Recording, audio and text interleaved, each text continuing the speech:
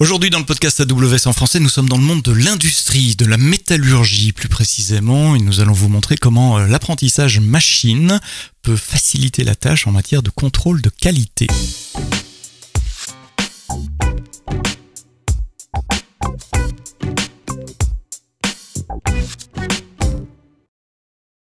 Du podcast AWS en français. Merci de nous écouter, de vous abonner dans les différentes plateformes de podcast. On est sur Spotify, sur Deezer, sur Amazon Music, sur Apple Podcast, Google Podcast, si ça existe encore. J'ai entendu dire que ça allait être déprécié, Google Podcast.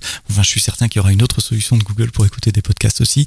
Vous êtes nombreux à nous écouter sur le site web, mais abonnez-vous dans les applications, comme ça tous les vendredis matins, avant de partir au boulot, vous avez le nouvel épisode de la semaine.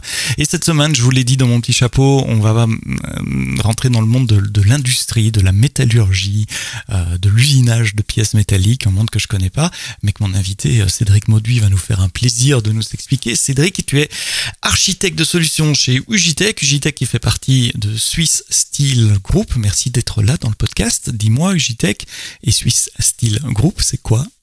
C'est un groupe donc de métallurgie où on fabrique principalement de l'acier et de l'acier inoxydable. À Ugitech, c'est la business unit que je connais un peu le mieux. On fabrique de l'acier inoxydable, c'est-à-dire qu'on fond du métal, on fond des rebuts ou des chutes et des minerais un peu plus précieux pour obtenir le métal qu'on souhaite. Et après, on fabrique des barres en inox de tout diamètre. Qui servent à quoi pour vos clients ? Qu'est-ce qu'on fait avec une barre en inox ? Avec une barre en inox, on peut fabriquer beaucoup de choses. Nous, on adresse plusieurs marchés, donc le marché de l'automobile.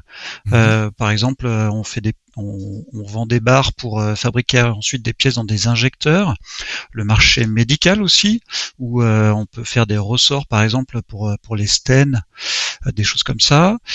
Il y a l'aéronautique, le nucléaire, enfin c'est très très varié. En fait, nous on est fournisseurs de matières premières, donc matières premières nobles au sens du terme, je dirais.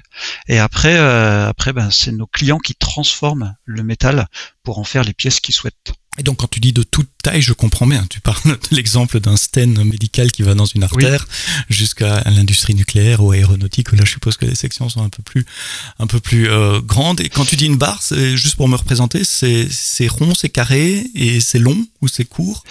Alors c'est très variable parce que on a donc des barres en termes de diamètre qui commencent à 150 mm de diamètre pour les plus grosses, et qui finissent à quelques micromètres, qui se font en gros l'épaisseur d'un cheveu.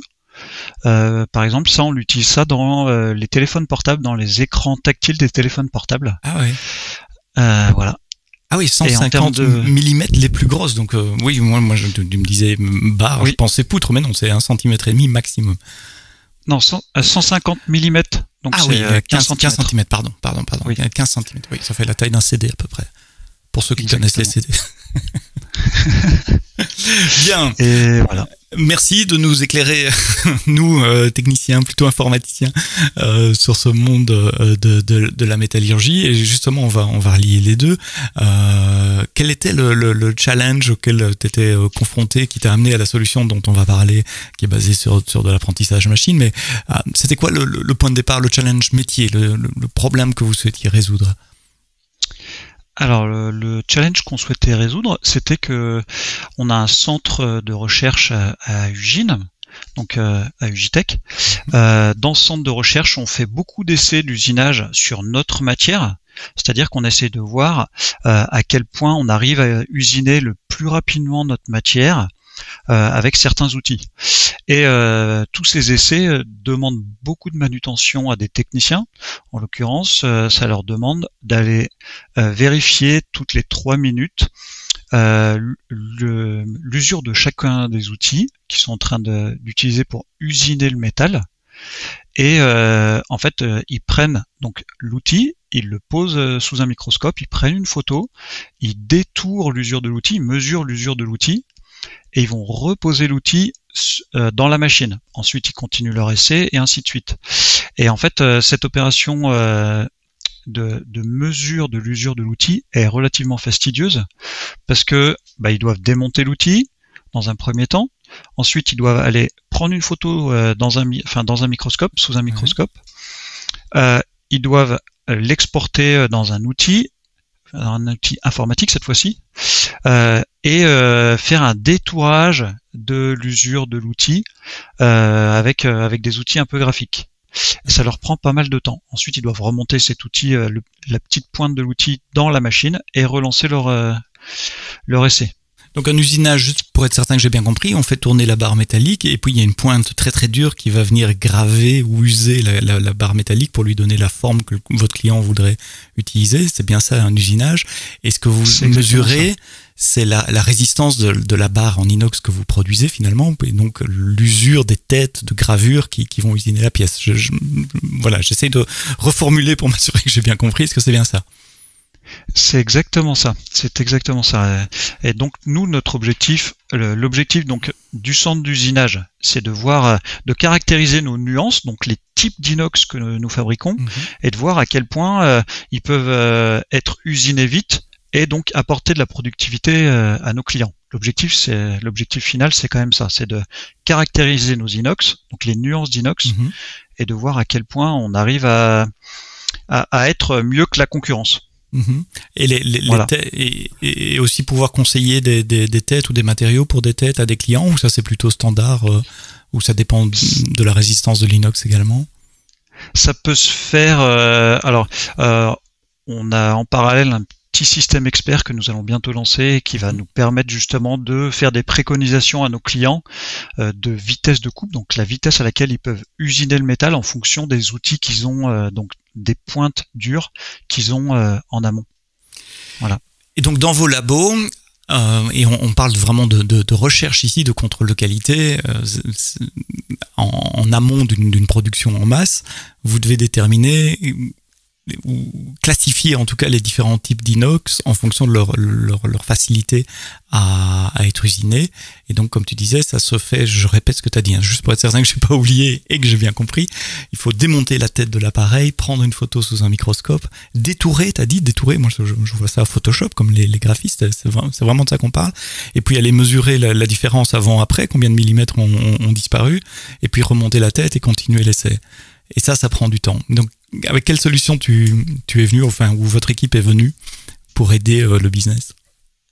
La première idée qu'on a eue, en fait, c'est tout simplement de se dire que peut-être qu'on pouvait essayer de détourer cette usure de manière automatique. En fait, la première chose qu'on a essayé de faire, c'est ça, c'est simplement de détourer l'usure et de voir à quel point l'outil est usé ou pas et mesurer cette usure. Donc il nous fallait quelque chose de précis, donc qui marche plutôt bien, d'assez rapide aussi pour faire gagner du temps aux techniciens, et puis de reproductible dans le temps.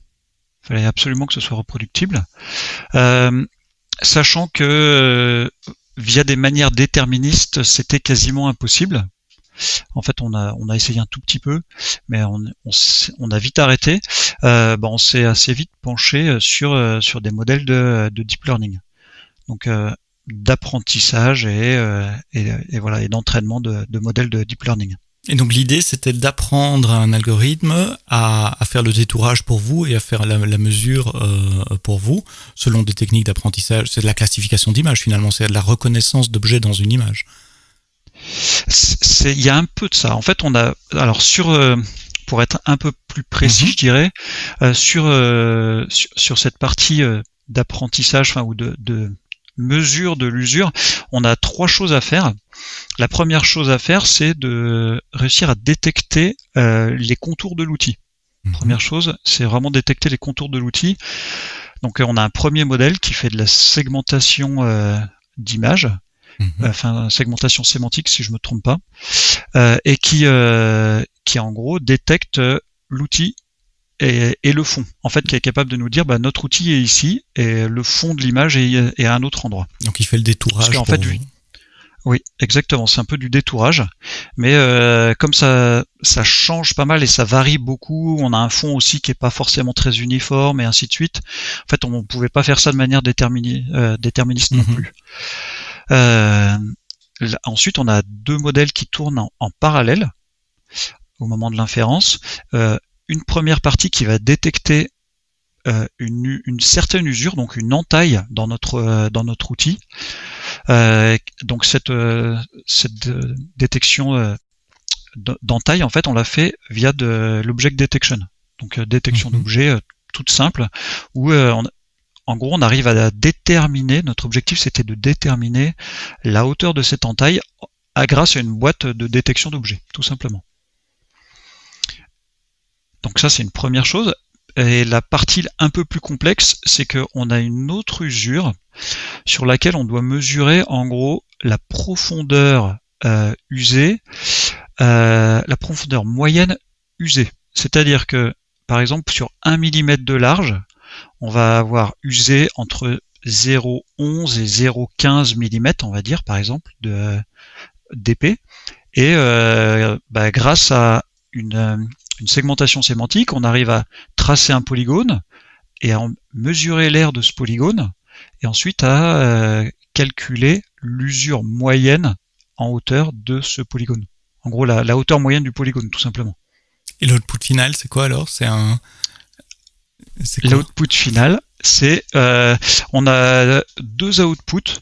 En gros, la première, c'est la hauteur de l'usure en entaille. Donc là, grâce à cette petite boîte. Et la deuxième, c'est la hauteur moyenne de l'usure qu'on appelle nous en dépouille, donc du polygone. C'est juste la hauteur moyenne. Et ça nous donne en fait, du coup, à partir de tout ça, on arrive à trouver l'usure de l'outil. Et on arrive à savoir si notre outil a atteint ses limites et auquel cas on doit arrêter notre essai, parce qu'en fait on a des conditions d'arrêt de l'essai qui sont une usure moyenne sur la dépouille de 0,15 mm. Pendant une séance de test, 0,15 mm. Donc je répète, voilà. Il y a 3 modèles. Un premier modèle qui détecte le contour de la pièce par rapport au fond, donc de la tête de la meule, enfin je sais pas comment on l'appelle, de l'appareil d'usinage, la tête qui va graver l'inox. De la plaquette, on appelle. Plaquette, merci de m'aider dans le vocabulaire. Et puis ensuite, vous avez 2 autres modèles qui, eux, vont faire les inférences en parallèle. Un pour mesurer l'usure générale de la pièce et l'autre pour détecter s'il y a des entailles, des coups dans la plaquette. C'est bien ça? Et suite à ça, vous avez l'usure, vous avez les chiffres qui ressortent, l'usure, et donc la personne qui opère le test peut décider s'il continue, ou si il ou elle continue le test ou pas. Il manque une étape, alors ça c'est l'étape informatique, mais avant vous devez prendre une photo de microscope. Donc comment ça se passe? Vous avez couplé le microscope à un système informatique pour envoyer les photos, ou c'est toujours l'opérateur qui doit démonter, prendre la photo, etc.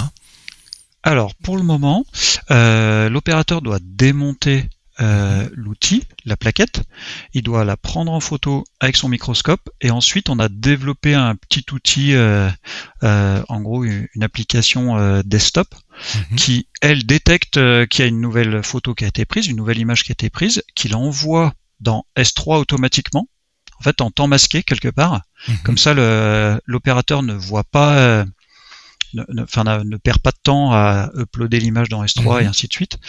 Et ensuite, avec cette petite application, on peut lancer une inférence quasiment instantanément des modèles, des 3 modèles, donc le premier et les 2 en parallèle derrière. Ça appelle donc une API Gateway.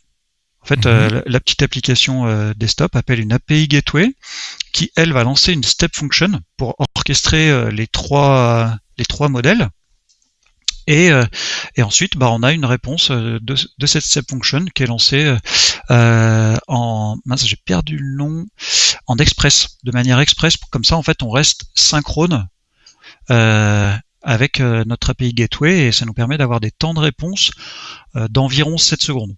En l'occurrence, les 7 secondes sont dues à un traitement, on perd quelques secondes dues à un traitement après l'appel du premier modèle.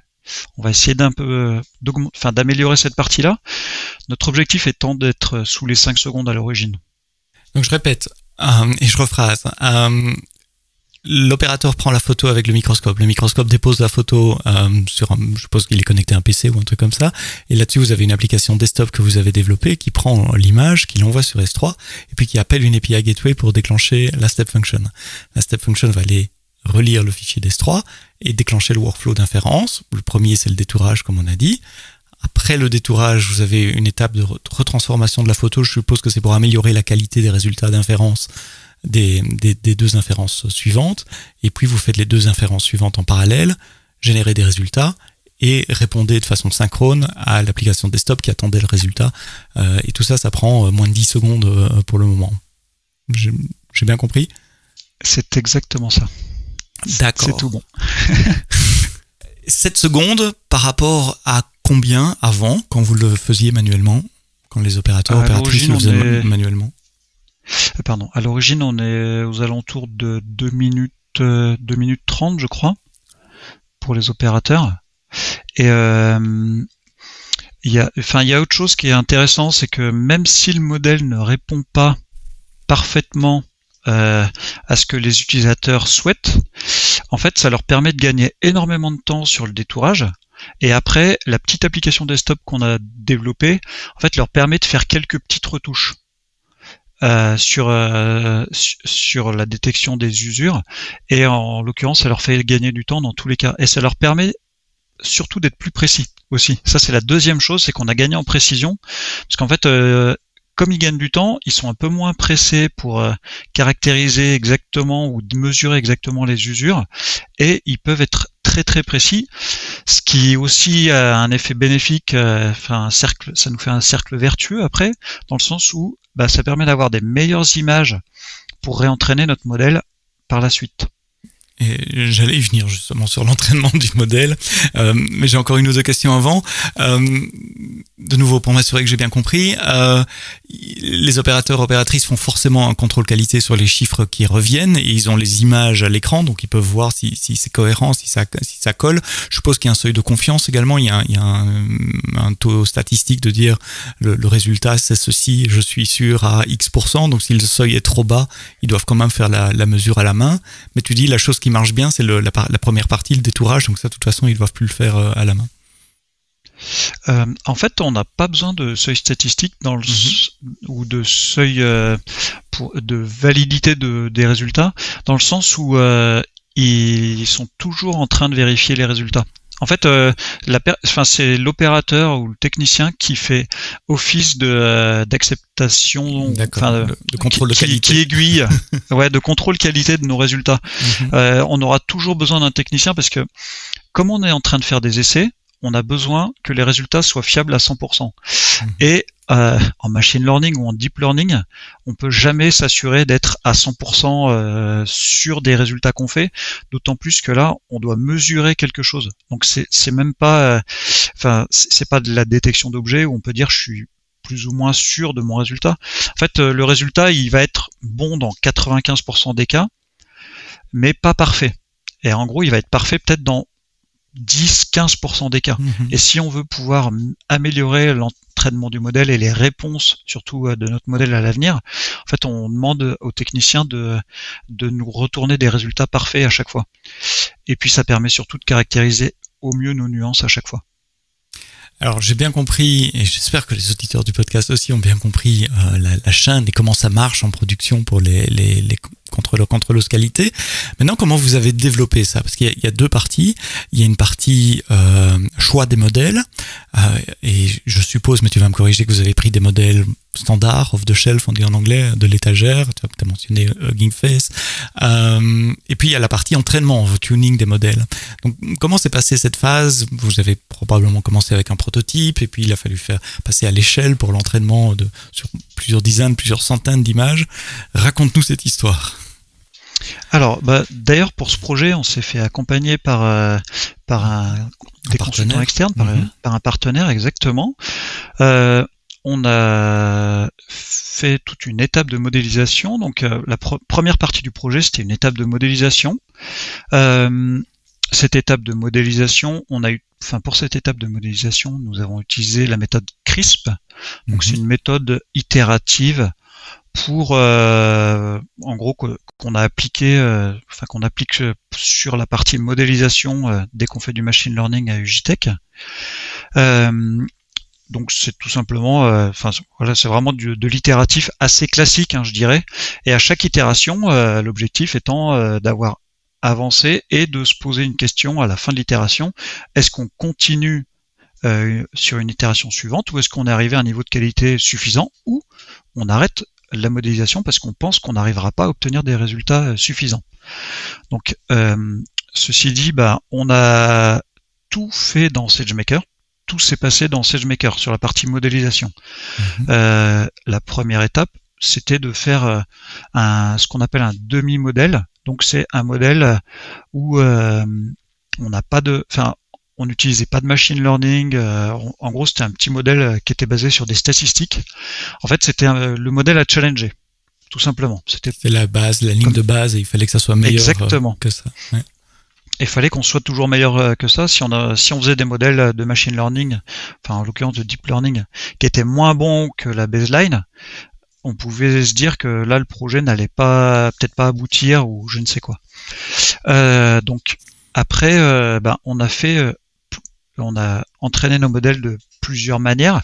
La première chose, c'était de voir en gros si c'était faisable et si on obtenait des résultats corrects en machine learning. Donc on a fait de l'AutoML dans SageMaker, ce qui nous a permis en gros de voir que les résultats étaient assez bons, pas tout à fait aussi bons que ce qu'on souhaitait, mais ça nous permettait de voir que, de valider la faisabilité du projet.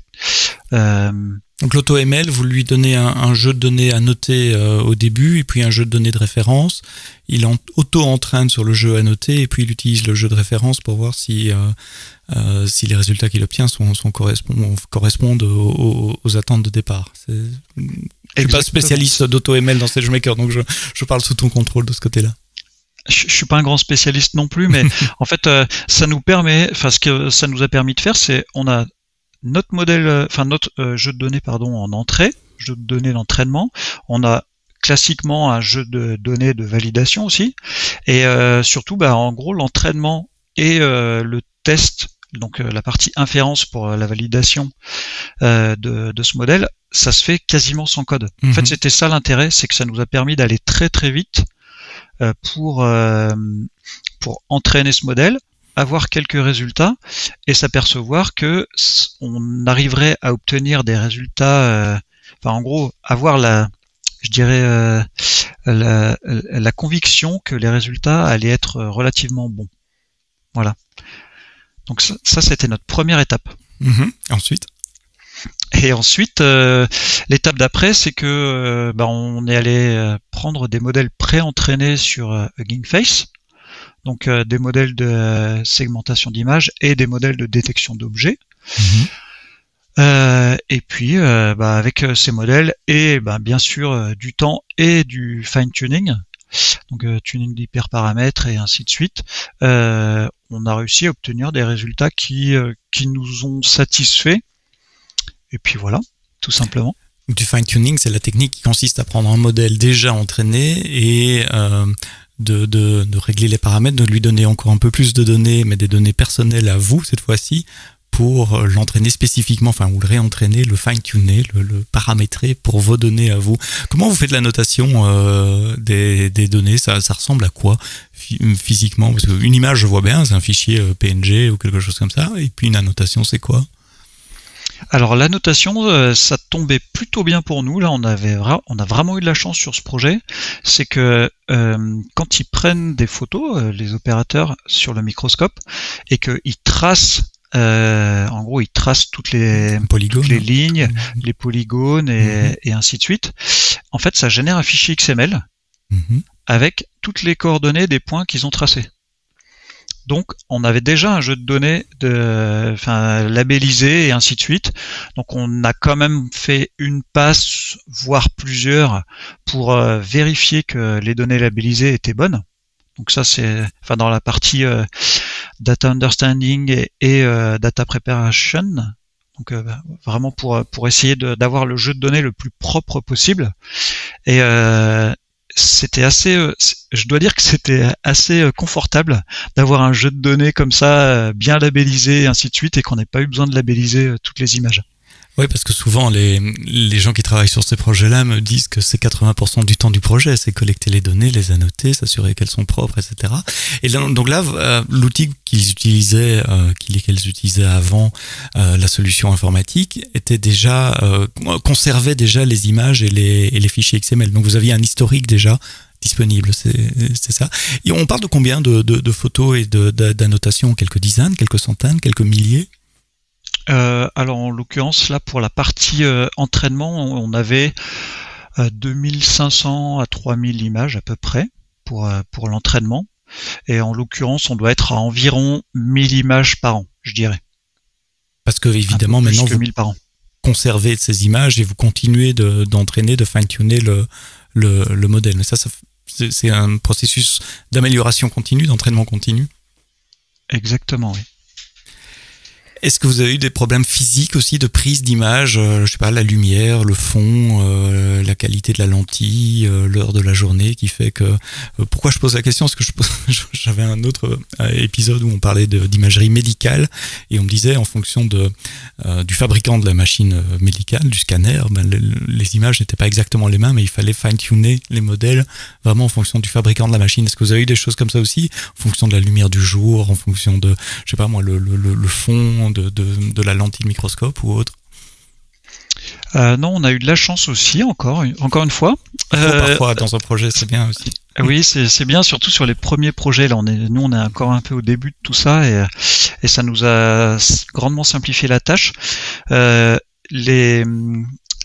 Toute l'équipe côté métier avait déjà fait ce travail en amont. C'est-à-dire que ils avaient déjà mis sous le microscope un petit jeu de LED, un petit éclairage LED qui était toujours orienté de la même manière, donc c'est très uniforme. Ils avaient imprimé un support en 3D pour insérer la plaquette, un support blanc aussi pour essayer de limiter les problèmes sur le fond, ce qui n'empêche pas d'en avoir quelques-uns quand même, enfin quelques variabilités, mais on a essayé d'avoir le moins de variabilité possible, et en l'occurrence, on n'a pas eu trop de soucis là-dessus. Et ils avaient déjà fait le travail en amont, ce qui simplifiait le côté IT également. Vous êtes en production maintenant et on l'a brièvement mentionné, vous continuez de fine-tuner le modèle avec les vraies données qui sont collectées. Donc comment marche ce pipeline? D'où vous partez? Je suppose que vous partez des images à noter, et puis qu'est-ce qui se passe? Alors on part des images à noter qui n'ont pas été qui ont été retouchées. Oui. En gros, on prend que des images à noter qui ont été soit retouchées par les opérateurs, retouchées à la main, soit des images qui n'ont pas été prédites et qui ont été annotées, où c'est un opérateur qui les a annotées à la main. Dans tous les cas, on n'utilise pas les images qui ont été prédites par le modèle parce que ça évite toute dérive. On les envoie une fois, en gros, avant chaque réentraînement, on les envoie sur AWS. On a un petit script qui réenvoie ça sur S3. Sur S3, exactement. L'objectif, c'est qu'on automatise toute cette partie-là, mais pour l'instant, on n'a pas encore fini d'automatiser toute cette remontée des données dans notre data lake. Ensuite, on a un pipeline MLOps. On a un projet MLOps dans SageMaker. Toujours dans SageMaker Studio. On a beaucoup travaillé avec SageMaker Studio. Donc dans ce projet MLOps, on a deux sous-projets, on va dire. Une petite partie pour l'entraînement du modèle, donc le réentraînement du modèle. On utilise des pipelines SageMaker. Donc c'est une sorte de grand workflow où on peut préparer les données. On a une étape de préparation des données, une étape ensuite d'entraînement du modèle, donc d'un premier modèle.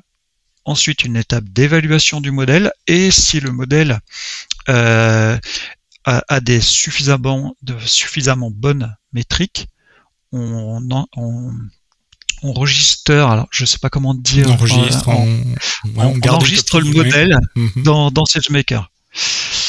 Et on fait ça donc pour nos 3 modèles. Et donc ça c'est automatique, à partir du moment où les données sont envoyées vers S3, le truc se déclenche, fait l'entraînement, l'évaluation et l'enregistrement des modèles qui montrent une certaine qualité.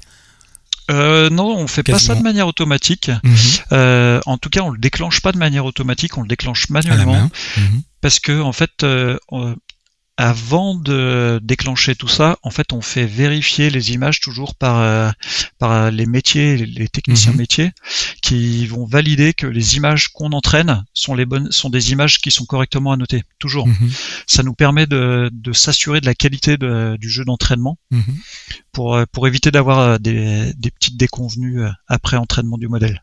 Et pour mesurer la qualité du modèle, vous avez un jeu de données de référence, c'est toujours le même, et donc vous passez ces X photos à travers le nouveau modèle et pour mesurer la qualité de ses prédictions. Alors on a deux niveaux de vérification. On a un premier niveau qui est, on va dire, du classique, c'est-à-dire qu'on fait du 80-20. On prend 80% des images pour l'entraînement, on en garde 20% pour l'évaluation. Ça c'est toujours pris de manière aléatoire et en fait ça nous permet de vérifier que nos images, en gros que notre entraînement donne des résultats corrects sur une grande banque d'images. Et ça c'est juste pour vérifier j'allais dire la sanité, sanity en anglais, le fait que ce modèle a été entraîné correctement, mais ça ne permet pas de l'évaluer par rapport au modèle qui existait avant que vous utilisiez en production pour le moment. Bon, ça nous donne déjà un petit indicateur. En fait, ça nous donne des indicateurs. Par exemple, sur le modèle de détection d'objets, on a une précision, une métrique sur la précision et une métrique sur le recall, donc le rappel. Et en fait, ça nous donne déjà une indication. En général, qui est plutôt fiable, je dirais, par rapport à ce qu'on obtient après. Et effectivement, ce qu'on a fait, c'est qu'on a mis de côté un jeu de données, un jeu d'images avec toutes les plus grosses erreurs de notre modèle, tout ce que le modèle a du mal à prédire, et en fait, on fait tourner ce jeu de données. Enfin, on appelle l'ancien modèle avant entraînement, les anciens modèles avant entraînement, avec ce jeu de données, donc qui comporte une 50aine d'images et qui va s'agrandir, je dirais, au fur et à mesure du temps. Et après, on le fait tourner aussi une fois qu'on a réentraîné le modèle pour voir si notre modèle arrive à mieux prédire tous ces cas extrêmes sur lesquels on avait des soucis auparavant. Et donc là, vous avez aussi un peu de code pour calculer le delta, dire ça c'est mieux, ça c'est moins bien, etc. Il a fallu écrire du code pour comparer les outputs. Non. Alors cette partie-là, en fait, on l'a fait faire pareil encore par les métiers. C'est eux qui vérifient. Ils ont un jeu on leur a sorti ça avec un notebook tout simplement, où ils ont un fichier SVG qu'ils ouvrent et où ils voient les 50-100 images avec les détourages et ce qu'on a tracé. Et en fait, ça leur permet d'un coup d'œil de nous dire OK ou pas OK, et le modèle, en gros, de faire une petite évaluation image par image et de nous dire le nouveau modèle est 50% plus précis que l'ancien, ou ainsi de suite. Alors on leur a fourni des petits trucs des petits outils pour répondre rapidement, mais étant donné que sur ces modèles-là, sur ces images-là, on n'a pas forcément de mesure de référence. En fait, on n'arrive pas à mesurer non plus l'écart avec la mesure de référence. Et dans SageMaker, il y a un outil, si je me souviens bien, de classification de modèles. C'est celui-là que vous utilisez, d'archivage de modèles, où on peut les labelliser. Effectivement, en fait, ça nous permet de vérifier toutes les versions de chacun des modèles, et après un entraînement, et de dire, la nouvelle version, je souhaite la conserver et l'installer. En l'occurrence, ça se fait automatiquement. Ou je souhaite ne pas l'approuver. En fait, je la refuse. Et ça va éviter que ça l'installe sur nos environnements ensuite de staging, de production, et de prod. Et donc là, vous l'archivez ou vous l'effacez. Et vous faites ça pour les 3 modèles que vous avez. Oui. Justement, c'est grâce aux métriques qu'on ressort de chacun des entraînements qu'on prend déjà une première décision. Et ensuite, après être passé dans les mains des métiers, en fait, on valide ou on invalide nos choix. Comme c'est manuel, vous le faites combien de fois par... quel est votre rythme? Je vais pas faire des... des hypothèses de temps. Donc, quel est votre rythme pour renouveler les modèles, réentraîner les modèles? Notre objectif, c'est de faire ça environ tous les 6 mois. On n'a pas besoin d'entraîner si souvent que ça les modèles, parce qu'on s'aperçoit que finalement, il n'y a pas forcément des grandes améliorations si on change. Enfin, si on réentraîne. Donc, peut-être même qu'à l'avenir, ce sera tous les ans, on le fera plus, on verra. Bon, maintenant vous avez vos modèles qui ont été catalogués comme étant bons, meilleurs que les précédents. Comment est-ce que vous les déployez en production, enfin en staging d'abord et puis en production? Donc nous, on a un petit peu amélioré les templates fournis par SageMaker pour s'adapter à nos besoins, parce que nous avons en général 3 environnements sur lesquels on déploie les modèles, un environnement de dev, un environnement de staging, un environnement de prod, alors que les modèles par exemple, enfin les templates par défaut sont pour 2 environnements, un environnement de staging, un environnement de prod, et puis on a ajouté des petites fonctionnalités supplémentaires. Donc on utilise ce template dans le projet de déploiement. Et ce projet de déploiement, en fait, il fournit du code pour déployer assez simplement nos modèles d'un environnement à l'autre en utilisant du code pipeline et puis du code build et ainsi de suite. Donc en fait, on est resté très standard avec ce qu'a fourni AWS. Et franchement, ça marche plutôt bien. On a une petite étape d'approbation pour passer d'un environnement à l'autre, une approbation manuelle. Et puis voilà. Après, on a, comme je disais, on a un peu tuné ces templates et ça nous permet, par exemple, d'avoir sur les environnements de dev ou les environnements de recettes des lambdas qui démarrent et qui arrêtent les modèles tous les matins et tous les soirs pour nous limiter les coûts, qui tournent sur des machines un petit peu moins chères, enfin et ainsi de suite. Oui, parce qu'une fois qu'un modèle est déployé, ça fait un point d'inférence, comme on dit. Et donc, ce point d'inférence, il y a un prix par heure. Et dans votre cas, il n'y a aucune raison de fonctionner. Enfin, je suppose que vos contrôles de qualité sont pas 24/24, 7 jours sur 7. Donc, vous pouvez arrêter la nuit, les week-ends, les jours de vacances. Et puis, utiliser, comme tu l'as dit, des machines moins grosses, plus petites, sur les environnements de dev et de staging. Par curiosité, vous utilisez des comptes AWS différents ou c'est dans le même compte et vous utilisez simplement des environnements logiques différents? On a des comptes différents, donc on fait toujours du déploiement cross-account. On a toujours de manière générale 3 comptes, un compte de dev, un compte de recette et un compte de prod, qui sont organisés en gros par domaine. Donc c'est-à-dire que là on a un domaine recherche et développement par domaine business, et dans ce domaine recherche et développement on pourrait avoir plusieurs applications qui sont déployées sur le dev, plusieurs sur la recette et en prod. Et donc déployer un modèle, ça veut vraiment dire aller copier le modèle de l'environnement de staging ou de dev vers l'environnement suivant, et l'installer, enfin le déployer dans SageMaker pour que SageMaker crée un point d'inférence, c'est correct? Et c'est ça. Alors on a fait un petit peu de tuning aussi là-dessus. À l'origine, normalement, les modèles ils sont tous hébergés sur le compte qui fait les déploiements, donc notre compte de data science. Et après, en fait, les comptes sur lesquels on déploie les modèles font juste référence au modèle qui est déployé, enfin qui est enregistré sur le compte d'origine. Nous, on a fait un petit changement, c'est qu'on déploie tous nos fichiers sur les environnements. Ça nous évite de s'exposer à des suppressions malheureuses, je dirais. Oui, bien sûr, si vous modifiez quelque chose dans l'environnement de dev et que la prod utilise une référence vers ce truc-là, c'est dangereux. Exactement.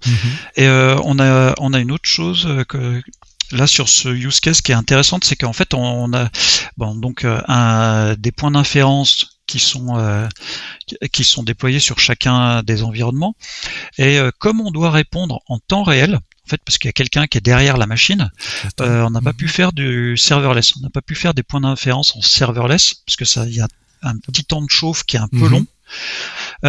Donc on a fait des points d'inférence qui sont sur des instances démarrées. Je me souviens plus du nom exactement, mais sur des instances à la demande, et qui sont démarrées le matin et arrêtées le soir. Et arrêtées le soir avec des fonctions lambda. Ouais. Exactement. Et pour limiter encore un petit peu les coûts, ce qu'on a fait, c'est qu'on a fait un seul endpoint, mais en mode multimodèle. C'est-à-dire qu'on appelle nos 3 modèles sur le même endpoint. Ça veut dire qu'il n'y a qu'une machine en dessous, enfin on ne les voit pas dans SageMaker, mais il n'y a qu'une seule machine qui tourne et qui hausse les 3 modèles, au lieu d'avoir 3 machines, et donc vous économisez, vous divisez les coûts par 3 par rapport à cette solution. Quand vous déployez un nouveau point d'inférence, il a une nouvelle URL ou pas? Je me pose la question parce que je me dis, il y a votre application serverless Step Function qui appelle les modèles, il faut la mettre à jour en même temps que les modèles, ou elle a un nom DNS fixe pour appeler ces points d'inférence? En fait, les noms les URL des modèles ne changent pas. Ça va simplement écraser le fichier précédent dans S3. Ah oui, le modèle est hosté. Ok, d'accord. Tout simplement, effectivement. Donc il ne faut pas toucher à l'API, elle, vous la redéployez pas, enfin pas en tout cas à chaque fois qu'il y a un nouveau modèle, c'est un autre cycle de vie pour cette application-là. Vous êtes en production depuis un certain temps et vous avez acquis une certaine expérience à réentraîner les modèles, à déployer, à créer du MLOps, de l'automatisation autour de ça. Maintenant que vous voyez que ça marche, qu'il y a un vrai bénéfice pour le business, puisque je répète ce que tu as dit tout à l'heure, on passe de 2 minutes et demie de temps de travail à moins de 10 secondes, enfin peut-être un peu plus avec l'évaluation, le quick check manuel qui est fait après, mais enfin à quelques secondes. Comment vous voyez le futur? Est-ce que vous avez d'autres idées pour améliorer cette chaîne-là? Ou, basé sur cette expérience-là, vous dites, tiens, il y a d'autres endroits du business où ce genre de technologie pourrait être utile? Eh ben, les deux, mon capitaine. Donc, en fait, sur cette partie-là, sur ce use case-là, c'était une première partie d'un projet. Maintenant qu'on a validé la faisabilité du projet et que ça donne des résultats qui sont satisfaisants, on va passer dans une deuxième étape où l'objectif, c'est d'aller prendre l'image, prendre la photo directement dans la machine pour que l'opérateur n'ait plus besoin du tout de démonter l'outil, d'aller le mettre sous le microscope, prendre la photo et remonter l'outil sur la machine. En fait, on va essayer d'aller prendre l'image directement dans la machine, sachant que c'est un environnement un petit peu compliqué parce qu'il y a des projections d'huile, de copeaux, de métal et ainsi de suite. Donc il va falloir qu'on voit un petit peu comment on peut mettre ça en place. Et puis ça veut dire qu'il faudra réentraîner le modèle avec ce nouvel environnement et ainsi de suite. Oui, c'est ce que j'allais dire. On est assez confiant. Il y a 2 challenges là. Il y en a un physique d'aller mettre de l'appareil photo dans la machine, etc. Donc, c'est rien d'informatique, c'est presque de la mécanique, j'ai envie de dire, aller mettre l'appareil photo au bon endroit. Et puis après, il faut quand même réentraîner tous les modèles parce que vous n'aurez plus les mêmes conditions d'éclairage, de background, etc. Exactement. Ce qui veut dire qu'on devra sûrement passer par une petite phase d'annotation parce que cette fois-ci, on n'aura pas d'opérateurs qui auront à noter tout ça avec l'application qu'on avait auparavant. Donc on verra, on va voir comment ça va se passer. On vient d'acter cette semaine, pour être précis, qu'on va passer à la deuxième phase du projet. Mais l'avantage, c'est que les opérateurs, opératrices ne devront plus démonter la tête, la plaquette, la mettre sur le microscope, faire les photos, la remonter après, etc. Donc c'est un énorme gain de temps pour eux encore. Exactement, c'est ça l'objectif, c'est vraiment de pouvoir accélérer nos essais. Donc, et de les accélérer d'un côté et en même temps de les rendre le plus reproductible possible, qu'on ait les résultats les plus fiables possibles à chaque fois et qui ne varient pas aussi en fonction de l'opérateur qui s'occupe de l'essai. Et sans dévoiler de plan business top secret, d'autres champs du possible pour ce genre de technologie dans votre métier? Oui, on a prévu donc un petit peu dans la même veine que ce projet de caractériser cette fois-ci, ce sera pas les outils, mais de l'inox.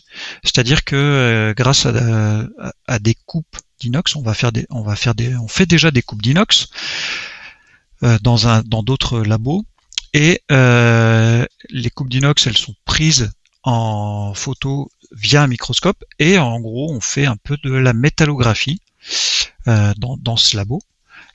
Alors je connais pas très bien ce use case parce on va le lancer dans les semaines à venir, mais l'objectif c'est de calculer la taille des grains du métal ou de compter le nombre de grains du métal, de voir calculer les différents types de grains du métal aussi sur une coupe spéciale d'un inox. Voilà, souvent quand je rencontre des clients dans des conférences ou dans des user groups, on me dit oui, mais c'est quoi les vrais cas d'utilisation de l'intelligence artificielle? Ben voilà, un cas extrêmement concret dans l'industrie, dans la métallurgie, de comment l'apprentissage machine ou l'intelligence artificielle et les réseaux neuronaux peuvent aider à faire gagner du temps sur du contrôle de qualité. C'est chez Ugitech, qui fait partie de Swiss Steel Group, et les explications très claires de Cédric Mauduit, qui est architecte de solutions là-bas. Merci Cédric pour tes explications et c'était super clair en fait. En tout cas, moi j'ai bien compris, j'espère que les auditeurs aussi. Merci pour tes explications. Merci à vous d'avoir écouté le podcast en WS en français jusqu'au bout. Rendez-vous la semaine prochaine pour un nouvel épisode, et d'ici là, quoi que vous codiez, codez-le bien.